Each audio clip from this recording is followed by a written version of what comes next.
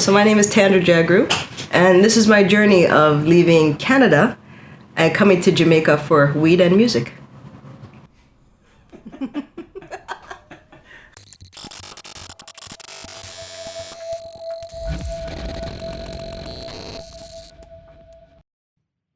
Two friends from an island in the Caribbean set out on a journey to find inspiring stories told by the persons who live them. So with a camera bag and an open mind, they learned that the best part of life is not the destination, but The journey.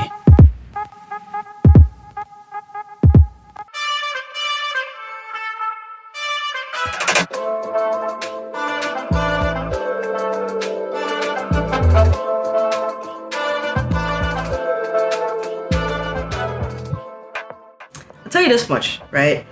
It's a very funny story. It's a weird story, and it's kind of broken up for me because my whole childhood feels like it was half in Jamaica, half in Canada. So in Canada, I've lived in Alberta, northern Alberta, which in a place called Fort McMurray. I've lived in Edmonton. I've lived in Calgary. I've lived in Ontario, which is and specifically in Toronto. But in Toronto, I've lived in Ajax, and then I've lived in downtown Toronto. And then Jamaica. And that being Kingston. Well, yeah, in Jamaica, my grandparents used to live in Mandeville, right? And then eventually they moved and they got a house in Kingston. And I think right around the time they moved to Kingston, I'd stopped coming to Jamaica because I wasn't really feeling it then. But in Canada, it was very Canada. I mean, the people are nice. You know, the schools are great. You're learning. What's there to say? I mean, living out west is very different than living in Eastern Canada. Whereas when you live out west, you're not so burdened with having to learn all this French. You live in Ontario, which is beside Quebec. Then now you got a French immersion, or you know, you got to get some French in your life because you know it's law and you're almost bilingual at this point. And okay, fine, that's cool. That's not a problem. The people are very different. But to me, I can't really identify as a Canadian because I had so much Jamaica exposure that, you know what I mean? Like I would go to Canada and be like, all right, this is cool, but like, okay, for instance, all right, Edmonton, all right, I was in junior high school, so I was about not 14, younger. Most of the black people, they're immigrants. So they're coming from the Caribbean. You won't really find Americans going up to Canada, but you'll find Caribbean people coming up to Canada, right? And working in that kind of stuff. But they start having kids. Those kids are very Canadian.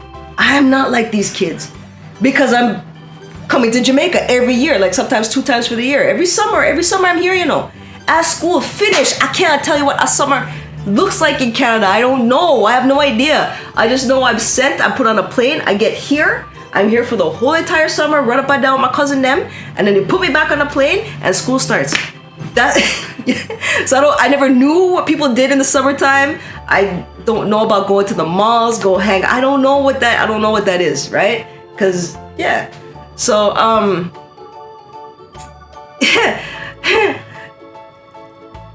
so the children I would interact with, which is friends of my parents now, I would be like, yo, Mia, okay, you all are weird, because they talk like the other children that are there. I find that I am probably more Jamaican than their parents. And it still, to this day, surprises me. Some people haven't come back. And I mean, like, yo, you got 30 years, 40 years, you know, come back to Jamaica, like, not even a plane, not even a visit? Wow. That used to, like, make me laugh, because I'm like, how could you not come back? Like, you know, don't you want to know what a mango tastes like? Like, haven't you forgotten? Real jerk pork? No, a real patty? Like, when everybody's eating microwave patty, I don't understand that thing. I just look at them like, I'll wait till I get on a plane, because I don't need it. You know what I mean? Where everybody's, like, going to the restaurants and eating like $20 oxtail. I'm like, what is this? Like, you guys, no, son. And I can't. They can't trick me with them restaurants and the oven heat up patty business. And no, son, I can't trick me with that. And the tin coconut. No, you cannot trick me with these things, right? But I that's the one thing that sticks out in my head, like how people love the culture. They'll take it in any form that they can get, but I'm like, yeah, that ain't the real thing though. So I mean, yeah. So I mean, and it was like I said, very cool to come down here and realize I'm actually gonna work and I'm gonna integrate with everybody and be an adult down here. That was probably most, I don't know what's the word I'm looking for, like, it's actually freedom.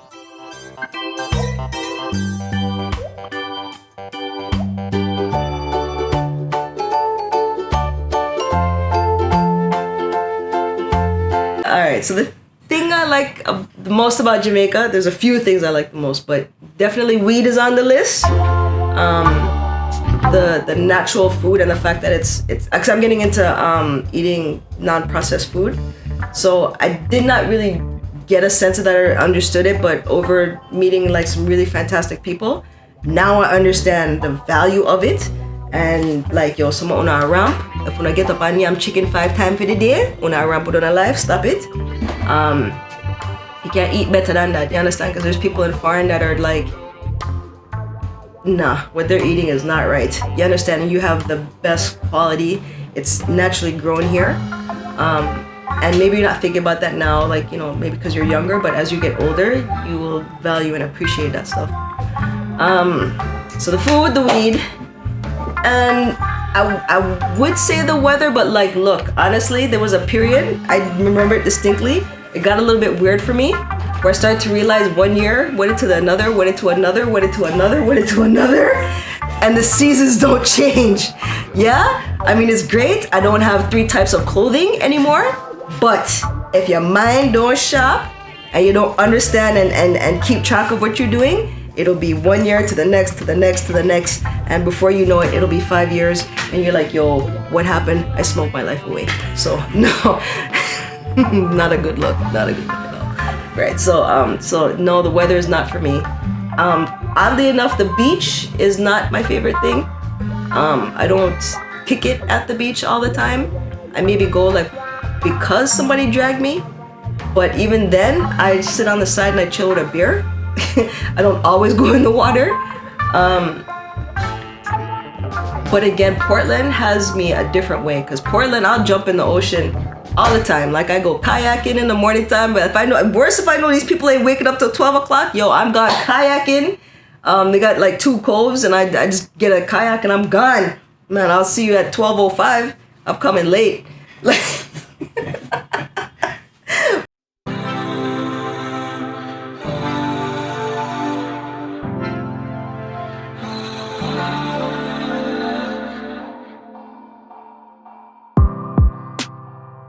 So as a child growing up,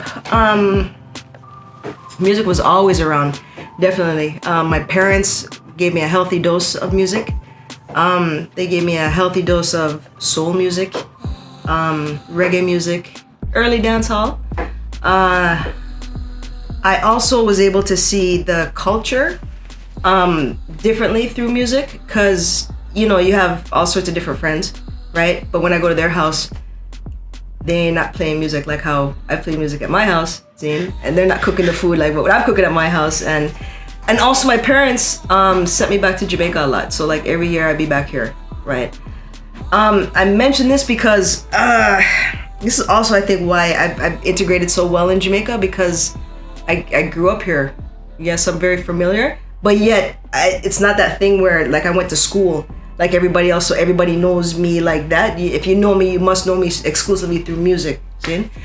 But I do understand how everybody integrates with everybody around here and how important the value of those bonds through school. But like I said, me now in Canada, not having that, I would see my mom become like an ambassador, right? And she would use the food and the culture and bring people in, because, you know, they were far from home. God knows when last time I go to Jamaica and them something there. And so when I would come to Jamaica and they would send me back, I remember I'm little now, unattended minor, 2 big suitcase full of ackee and all the frozen thing them, and I'll come back, and as I land the suitcase bust open, and my mom would divide up everything, and you get a phone call, yeah man, the thing them reach, and you get your package at the package there, and you understand. And so that whole always being this just walking and embodying Jamaica is something that I'm used to from a child, right? So it and in my head when I wanted something more, I didn't know what I wanted, but I just knew the music had to be more. It's like, yo, where am I gonna go with this? And I didn't want to go to New York. My weed man at the time had a son who a Canadian record label had just signed to the label, and they were gonna do a record with the kid. And they were like, yo, this kid is a music prodigy. Let's send him to Jamaica to work with all these people. That's how I ended up meeting Sly and Robbie and Celia and Clevie and everybody, because everybody's working on this kid's album, which I got to understand that was a regular part of the music industry down here. And again, like, I didn't know nothing about the music industry. I go from looking at the albums to be like, and the credits and knowing everybody, to jump on a plane and come down here and I'm working with everybody. You understand? Like, that blew my brain. But I knew I had enough sense about the industry to know that, well, yeah, that makes sense, right? And then, but in my mind, it just made sense for me to come here, because here was the equivalent to New York for me, right? All this reggae and dancehall, and I figured, yo, they're manufacturing albums. Clearly, there's some sort of business, there's some sort of industry happening here. So I was like, yo, I can rock with this one, right? Plus, they're my people. I know them. I know the culture. I know all that kind of stuff. And in the 2 weeks I came down, like, I had met everybody and I was integrated, like, rather easily. So when I was leaving, they're like, yo, you're not coming back. And I was like, no, I'm gonna come back, guys. Don't worry. I just gotta go home and take care of some stuff. I'll be right back. And then the day I walked in, they were like, oh my gosh, she came back for real. And I was like, yeah, man, I told you guys I would.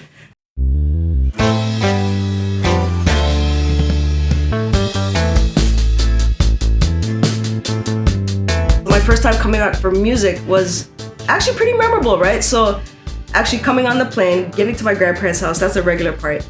But then, you know, first of all, I had to go to Portland. I had to go to G-Jam, basically is what it was, right? And so I explained this to my grandfather, like, yo, I need a ride, I gotta get to Portland. He's like, Portland? What's in Portland? I said, a music studio. He's like, music? What are you doing that for? And because, you know, to them, the last time they saw me, I graduated with this thing in physics. So they're like, you know, what's going on with that? And I'm like, well, you know, to make the leap from that to music, they didn't get it. They didn't understand. And they didn't see me doing all this DJing and all this music playing in the house with my parents, right? So, you know, my grandfather's gracious. Like, you know, we jumped in the car the next day. We drove all the way to Portland. I think that was my first time going to Portland, because normally it's like a Mandeville or Olaba run.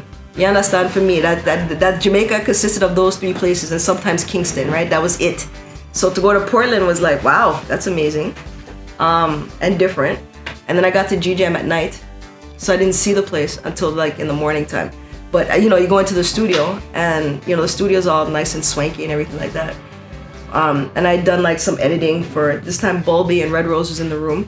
And so they didn't believe. They're like, oh, we heard you were coming. So like, yo, here, come work on this session. So I started doing like all this stuff, and Bulby's like, nah, man, this is the real deal. So, you know, I remember like the next morning waking up, and then I see the view now outside G-Jam. I'm like, yo, what is this? And I think at that point, you know, I went for breakfast and I saw Bulby, and I was like, yo, be real. You think I can work in Jamaica? And he was like, yeah. So, you know, he's like, wait till we get back to Kingston. So we spent like 2 more days in Portland, just doing like the work. And then we had to like go work with Steely and Clevie and everybody else.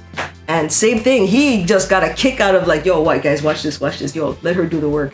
And so I'm editing, I'm flying stuff, and they're like, yo, who is this girl? Yeah. So it was really cool coming back. I came back and started working at Anchor right away. And Anchor was interesting because it was like this official internship at Anchor. But as soon as I was done, I would always head over to Mixing Lab, which is like weird because people at the time were like knocking Mixing Lab and everything. And I was like, how can you knock Mixing Lab? That don't make no sense. It's right behind Stone Love. Y'all don't see like the brilliance behind this? You understand? And then the stories I would hear was like, yo, like every Wednesday, right? You'd mix, and because you know Wednesday night, it need to go reach over Stone Love to go play. right? So like the man them is like making hits literally like every Wednesday, right? And it's getting played over there.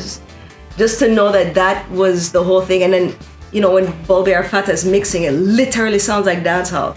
Like you're like, oh, that's what it's supposed to sound like, not what you think it sounds like. No, this is what it really, really sounds like. And to be honest, I did not get that vibe at Anchor. Even though Anchor is like the bigger studio, way more professional. It has its hits, don't get me wrong, but not like how they do it like on the daily at Mixing Lab. So I would 5 o'clock, as soon as I was done, I was like, yo, I'm out later. I would never hang at Anchor. I just be at Mixing Lab, just kicking it with everybody and learning. And it was great to watch these engineers and their order of operation. That's where I started to value, when you get a song.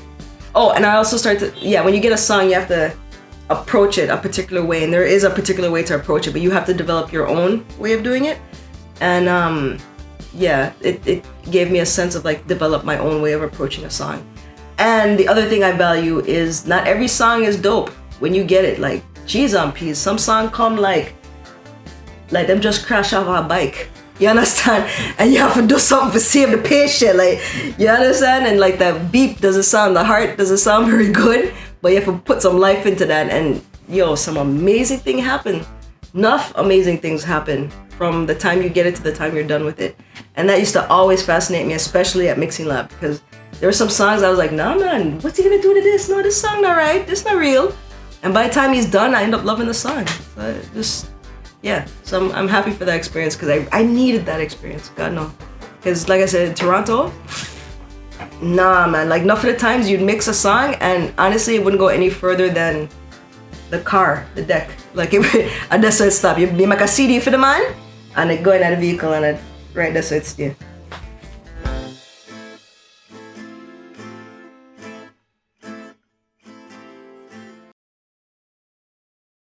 Oh, I went to school, university I went to the University of Windsor, graduated with a bachelor's in physics, minor in math. And then I went on later to do audio engineering at the Trebas Institute. And then after that, I went on to teach at the Toronto Film School. And so that teaching was audio and film. So I actually have a film background as well. Not just music. You know what? Big up to my friends again, because there are things that I know I could do it, but I'm not gonna do it. I don't know what that push is to get me to do stuff, but big up to my friends that supported me and they're like, yo, T, you can play, you can do it. So there was a DJ Bridgen named DJ Black Cat, right? And so what, that's a whole other story too. Anyhow, so so long story short, he had a spot on a Sunday and it was a Sunday afternoon going into evening vibe, see? So I would just play the early spot, the early warm, before everybody would come in. And that was just a regular vibe, you know what I mean? My core set of friends are coming from that vibe, from that group, and just to see how far that one core set of people went on to influence, we all live downtown Toronto, so it's very, there's lots of stories there, but just how we went on to influence, a whole section of Toronto for ourselves, and we're able to carry a vibe for a really, really long time.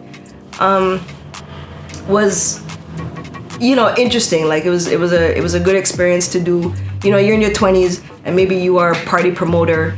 You know what I mean? So it's kind of the same thing. And that's something that I realized here in Jamaica. People will, in their 20s, will definitely gravitate. If you end up going to university and that kind of thing, you'll end up in somehow, some way, shape or form doing a party, whether it's DJing or promoting or, that kind of thing. So I was glad I was able to do that in Toronto, because I find a lot of people at that time would sort of not engage in anything. You know what I mean? Which is that's a weird thing for me. So I was glad that engagement had actually happened, because it did set a foundation for me to understand how people enjoy music and why it's enjoyed, and the reason just for you have to keep the party going, because people it's the weekend, you've had a hard entire week of working, and that just the philosophy behind it. I don't think I would have understood it if I didn't go into it as a DJ, and the importance of playing playing for the crowd and, like keeping the promoter happy and, that kind of thing, and ensuring that, next weekend these guys are going to come back and, that kind of stuff. So it's definitely the foundation for me to understand now when I mix music or produce music, why people are going to want it, why they're going to like it, how it's going to attach to a memory for them for a very long time. I can understand, I can relate.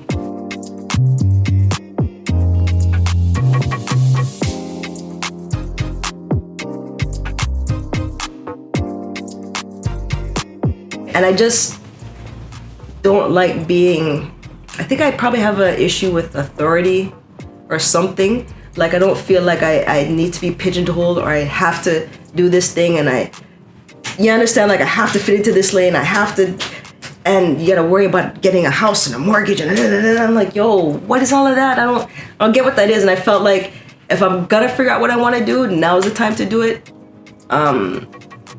And so, if I really spend some time with myself and figure out what my heart's desire was, I knew it was music, but I didn't know enough about music to understand where it would take me and how I could do whatever. The one little thing I did hold on to was that, I think I can do music anywhere on this planet.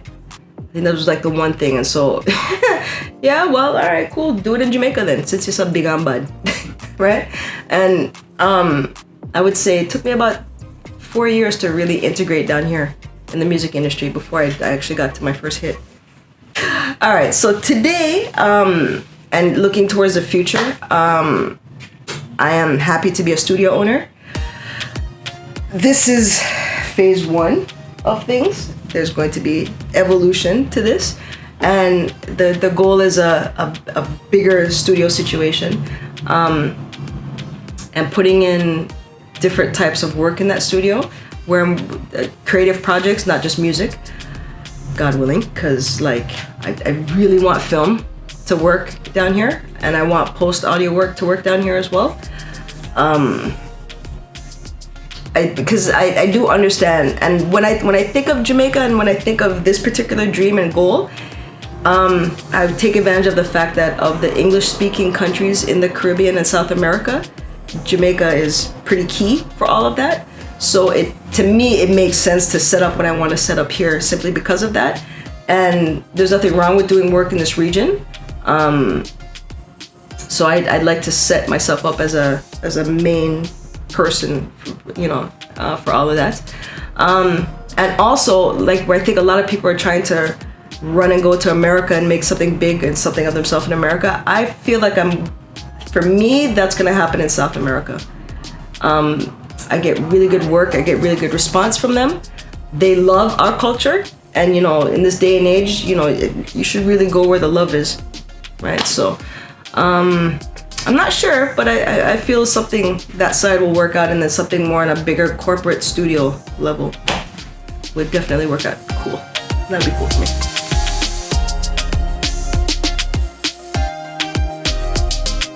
So the regret is and it comes from not knowing enough, right? Because what happens is, coming into the music, you have different ways of coming into the music industry, Zane. So maybe you want to be a DJ, maybe you want to be a producer, maybe you want to be an engineer, maybe you want to be a manager, right? Maybe you want to be a label owner. But most of us come in one way and then end up doing something else. I find this a lot. So I do think about sure, I came in as an engineer, but what else can I do, right? Or what else can be done? And so wrapping my head around that part now, it's gotten me so far into, now I sit on a board for a nonprofit that helps other women. I am a studio owner. I've managed artists. I've managed Tandra Blacks. I've helped the other Papa Jack. And then other people I've more or less helped with their career and setting them up in the in their background and all that kind of stuff. I do often consult with artists about how to negotiate, maybe just a minor contract thing or whatever. I end up doing a lot of advice on what's my next move, because a lot of people don't they kind of got this one thing done, they're like, yo, what's the next thing to do or whatever. And then of course, now, like, since COVID, it's like, yo, how can you make your business COVID proof, and how can you make yourself COVID proof in terms of like work and income and everything? So, you know, how has that had to force some sort of evolution as well, right? So again, now I started as a DJ. Now I landed in this engineering spot. So now I've gone into, you know, album production and artist management and marketing and all these other things. So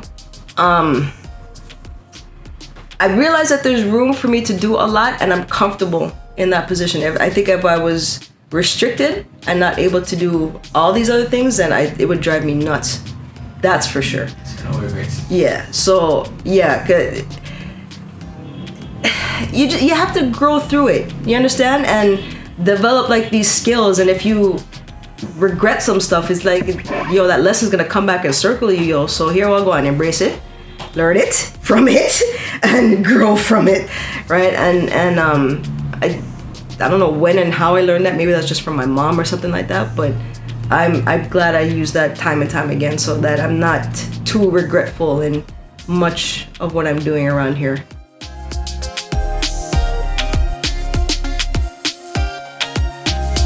Right? So it's like, nah, nothing before its time. So that happened when it needed to happen. And, you know, it was, yeah. The decision, I think, was already there for me to leave. You know what I mean? I just needed a reason, right? So the reason came, and I was like, yeah, man, I'm out later. It wasn't, like, I left everything, guys. I mean, like, I left jobs. I left a studio. I left a residency. I left a whole bag of friends. I think I left a relationship. I left enough things, you know. I was like, yo, I'm out, Jamaica. I'll be back in 2 years, though. Don't worry. I'll come right back. And no, never.